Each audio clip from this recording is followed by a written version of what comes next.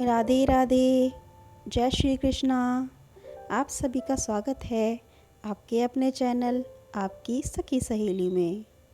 आज मैं आपको बताऊंगी हमारे सबके घर में जो लड्डू गोपाल विराजमान हैं उनके सीने पर जो पैर का निशान है, इसके पीछे का क्या रहस्य है। महर्षि भृगु जो पौराणिक कालीन एक महान ऋषि थे, जो अपने तप तथा त्रिदेवों की परीक्षा के लिए भी जाने जाते हैं। महर्षि भृगु जो सप्तऋषियों में से भी एक माने जाते हैं और एक महान ज्योतिष भी थे। महर्षि भृगु भगवान ब्रह्मा के पुत्र थे। महर्षि भृगु की सबसे प्रसिद्ध कहानी उस समय की है जब एक बार सरस्वती नदी के तट पर कई ज्ञानी और महान ऋषि एक साथ उपस्थित हुए और इस विषय पर चर्चा हुई कि त्रिदेवों ब्रह्मा विष्णु महेश में सबसे महान कौन है। समस्त ऋषि मुनियों ने अपने अपने विचार विमर्श प्रस्तुत किए, किंतु फिर भी वे इस निष्कर्ष पर नहीं पहुँचे कि इन तीनों में से सबसे महान कौन है। फिर सभी ऋषि मुनियों ने यह निष्कर्ष निकाला कि ब्रह्मा विष्णु महेश की परीक्षा ली जाए तथा इस परीक्षा के आधार पर ही यह स्पष्ट किया जा सकता है कि ब्रह्मा विष्णु महेश में सबसे महान कौन है। लेकिन अब विषय यह था कि इस परीक्षा का उत्तरदायी किसे दिया जाए, तो सभी ऋषि मुनियों ने इस विषय पर विचार विमर्श करके यह उत्तरदायित्व महर्षि भृगु को सौंपा। महर्षि भृगु ने इस उत्तरदायित्व को बखूबी निभाया। महर्षि भृगु सबसे पहले परम पिता ब्रह्मा जी के पास पहुँचे तथा ब्रह्मा जी से अपशब्द कहे तथा उनका बहुत अपमान भी किया, जिसे ब्रह्मा जी क्रोध के वशीभूत होकर महर्षि भृगु को श्राप देने वाले ही थे। लेकिन तभी अचानक उनको याद आया कि महर्षि भृगु उनके मानस पुत्र ही हैं, इसलिए उन्होंने उनको श्राप नहीं दिया और जाने दिया। इसके बाद महर्षि भृगु कैलाश पर्वत भगवान शिव के यहाँ उपस्थित हुए। जब शिव शंकर को यह ज्ञात हुआ कि महर्षि भृगु कैलाश पर्वत पर पधारे हैं, तो वह उनको स्वागत करने के लिए तुरंत उठकर खड़े हो गए।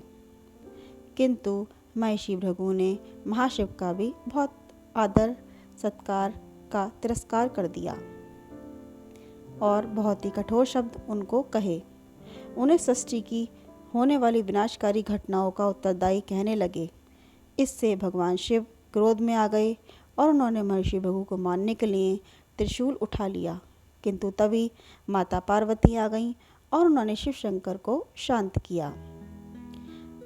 फिर महर्षि भृगु कैलाश से वापस लौटकर भगवान विष्णु के पास क्षीर सागर में पहुँचे। भगवान विष्णु अपने शेषनाग की सैया पर सोने वाली अवस्था में थे।